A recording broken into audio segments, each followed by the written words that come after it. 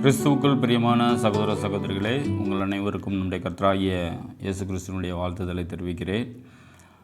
இயேசுவுக்கு அன்பான சீசன் யூதாஸ் ஸ்காரியோத் என்ற புத்தகத்திலிருந்து சில கேள்விகள் கேட்டது நிமித்தமாக அதில் ஒரு கேள்வியை குறித்து இந்த நாளில் நாம் பார்ப்போம். அதாவது, யூதாஸ் ஸ்காரியோத் நாண்டு கொண்டு செத்தான் இல்லையா? அப்படி இருக்கிற பட்சத்தில் இயேசு கிறிஸ்துவினுடைய சிலுவையின் இடத்தில் எப்படி அவன் இருக்க முடியும்? மற்றும் உயிர்த்தெழுதலின் வேலைகளில் 11 அப்போஸ்தலர்களுக்கு தரிசனமான இடங்களில் அவன் எப்படி இருக்க முடியும் என்ற கேள்விகள் இருந்தது. அதை குறித்து இப்பொழுது நாம் தியானிப்போம். மத்தேயு 27வது அதிகாரம் 5வது வசனம் இவனமாய் சொல்லுகிறது: அப்பொழுது அவன் அந்த வெள்ளிக்காசை தேவாலயத்தில் எறிந்துவிட்டு புறப்பட்டு போய் நாண்டு கொண்டு செத்தான் என்று சொல்லப்படுகிறது. அப்போ இந்த வேலைகளில் யூதாஸ் ஸ்காரியோத் இறந்திருந்தால் சிலுவையின் இடத்துல இருக்க முடியுமா? அல்லது அவர் உயிர்த்தெழுந்த வேலைகளிலே சிஷ்யர்கள் மத்தியில் இருக்க முடியுமா? இருக்க முடியாது இல்லையா? எனவே இந்த வேலைகளில் அவர் இறந்தாரா இல்லையா என்பதை குறித்து சில காரியங்களை குறித்து நாம் தியானிக்கலாம். பொதுவாக வேதங்களில் சில இடங்களில் ஒரு நபரை குறித்து சொல்லப்படும் பொழுது அந்த நபரின் சரித்திரத்தை ஆரம்பத்திலிருந்து முடிவு வரை சில சாப்டர்கள் மூலமாகவோ அல்லது ஒரு சில வசனங்கள் மூலமாகவோ ஒரு சில அதிகாரத்தின் நிமித்தமாகவோ சொல்வது உண்டு. உதாரணமாக ஆதியாகமம் 38வது அதிகாரத்தில் யூதாவை குறித்து சொல்லப்பட்டிருக்கும். அவன் அதுல்லாம் என்ற ஊருக்கு சென்றான். அவன் சூவா என்ற ஒரு மனைவியை திருமணம் பண்ணினான். அவனுக்கு 3 பிள்ளைகள், ஏர், ஓனான், சேலா என்ற 3 பிள்ளைகள் பிறந்தார்கள். அவனுக்கு ஏர் என்ற மகனுக்கு திருமணம் பண்ணி வைக்கும்படியாக தாமாரை தெரிந்து கொண்டான். ஏர் இறந்து போனது நிமித்தமாக ஓனானுக்கு அதே பெண்ணாகிய தாமாரை திருமணம் செய்து கொடுப்பான். அவனும் இறந்து போன பிறகு சேலா சிறுபிள்ளையாக இருந்திருப்பான். எனவே அவன் பெரியவனான பிறகு உனக்கே திருமணம் செய்து கொடுக்கிறேன் என்று சொல்லியிருந்திருப்பான். அந்த வேலைகள் அவன் கொடுக்காததினாலே தாமார் என்ற பெண் தன் மாமனாகிய யூதாவின் நிமித்தமாக குழந்தை பெறுவாள். இப்போ இந்த காலகட்டங்கள், அதாவது இந்த 38வது அதிகாரத்தில் இது ஃபுல்லாக சொல்லப்பட்டிருக்கும். அப்போ தன்னுடைய சகோதரனை விட்டு பிரிந்து இந்த 38வது அதிகாரத்தில் அவன் 20 வருஷ காலங்களை சொல்லப்பட்டிருக்கும். அதே 39வது அதிகாரத்தில் யோசேப்பை குறித்து 39, 41வது அதிகாரம், மொத்தம் 3 அதிகாரத்தில் யோசேப்பினுடைய சுமார் 20 வருஷ காலகட்டங்களை குறித்து சொல்லப்பட்டிருக்கும். இப்போ இந்த 2 சம்பவங்களும் தனித்தனியாக சொல்லப்பட்டிருக்கும். இது 2ம் இடைப்பட்ட வேலைகள். அதாவது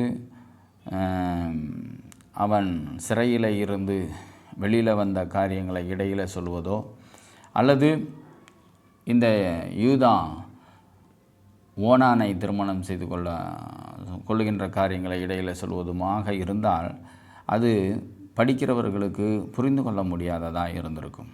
அதனால் அவர்களுடைய சரித்திரங்களை தனித்தனியாக பிரிக்கப்பட்டு வேதத்தில் சொல்லப்பட்டிருக்கும். அதுபோல தான் இந்த மத்தேயு புஸ்தகத்தில் கூட 5வது வசனத்தில் அவன் நாண்டு கொண்டு செத்தான் என்று சொல்லப்படுகிறது. ஏன்னா சுமார் 3வது வசனத்திலிருந்து சுமார் 10வது வசனம், சரியாக 10வது வசனம் வரைய இந்த யூதாஸ் காரியத்தை குறித்து சொல்லப்பட்டிருக்கும். அப்போ இந்த வசனங்கள் ஒவ்வொன்றையும் தனித்தனியாக எடுத்து சொல்வோமானால் இந்த வசனங்கள் இதே அதிகாரத்திலேயே வெவ்வேறு இடங்களில் காணப்படுகிறதாக கூட இருக்கும். உதாரணமாக 3வது வசனத்தை படிக்கிறேன். அப்பொழுது அவரை காட்டி கொடுத்த யூதாஸ் அவர் மரணாக்கினைக்குள்ளாக தீர்க்கப்பட்டதை கண்டு மனஸ்தாபப்பட்டு அந்த 30 வெள்ளிக்காசை பிரதான ஆசாரியரிடத்திற்கும் மூப்பரிடத்திற்கும் திரும்ப கொண்டு வந்து என்று சொல்லப்படுது. அப்போ இந்த இடத்துல ஆக்கினைக்குள்ளாக தீர்க்கப்பட்டதை, மரணாக்கினைக்குள்ளாக தீர்க்கப்பட்டதை கண்டு, எப்பொழுது தீர்க்கப்பட்டாங்க? யார் மூலமாக தீர்க்கப்பட்டாங்க அப்படின்னா பிலாத்துவின் நிமித்தமாக தீர்க்கப்பட்டாங்க. அப்போ இந்த வசனம், இந்த 3வது வசனம் எங்கே வரணும்? 26க்கு அடுத்தது 27வது வசனமாக இது வரணும். 26ம் இந்த வசனத்தையும் படிக்கிறேன், கேளுங்க. அப்பொழுது அவன் பராபஸை அவர்களுக்கு விடுதலையாக்கி இயேசுவையோ வாரினால் அடிப்பித்து சிலுவையில் அறையும்படி ஒப்பு கொடுத்தான்.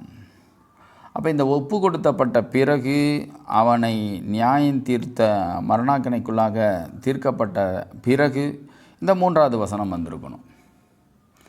எனவே அடுத்த சில வசனங்களை பார்க்கப்படும் பொழுது, இப்போ 7வது வசனத்தை பார்க்கப்படும் பொழுது, ஆலோசனை பண்ணின பின்பு அந்நியரை அடக்கம் பண்ணுவதற்கு குயவனுடைய நிலத்தை அதனாலே கொண்டார்கள் என்று சொல்லப்படுது. அப்போ ஒரே நாளிலேயே இயேசுவை கொலை செய்வதற்கு முன்பே, இயேசுவை சிலுவையில் அறையப்படுவதற்கு முன்பே யூதா இஸ்காரியோத்து தூக்கி எறியப்பட்ட அந்த 30 வெள்ளிக்காசை எடுத்துக்கொண்டு ஒரே நாளிலேயே அவர்கள் நிலத்தை வாங்கி ரிஜிஸ்ட்ரேஷன் பண்ணி பதிவு செய்தார்களா என்று பார்க்கப்படும் பொழுது கிடையாது. அவனுடைய அந்த சம்பவங்கள் கம்ப்ளீட்டாக வரப்படும் பொழுது எல்லாரும் புரிஞ்சு கொள்ளுவாங்க அப்படிங்கிற கான்செப்டில் தான் இந்த காரியங்கள் எழுதப்பட்டிருக்குது. ஒரு கணக்கில் பார்த்திங்கனாக்கா இந்த 7வது வசனம் கொய்யவனுடைய நிலத்தை வாங்கியது என்பதை பார்க்கப்படும் பொழுது இதெல்லாம் முடிந்த பிறகு இயேசுசாமி சிலுவையில் அறைந்து ஒருவேளை 3ஆம் நாள் உயிர் தெழுந்த பிறகு கூட அந்த கொய்யவனுடைய அந்த காசை வைத்து கொய்யவனுடைய நிலத்தை வாங்கியிருக்கலாம். ஆனால் ஒரே நாளிலேயே இந்த சம்பவங்கள்லாம் நடந்ததாக இந்த இடத்துல சொல்லப்பட்டிருக்கும்.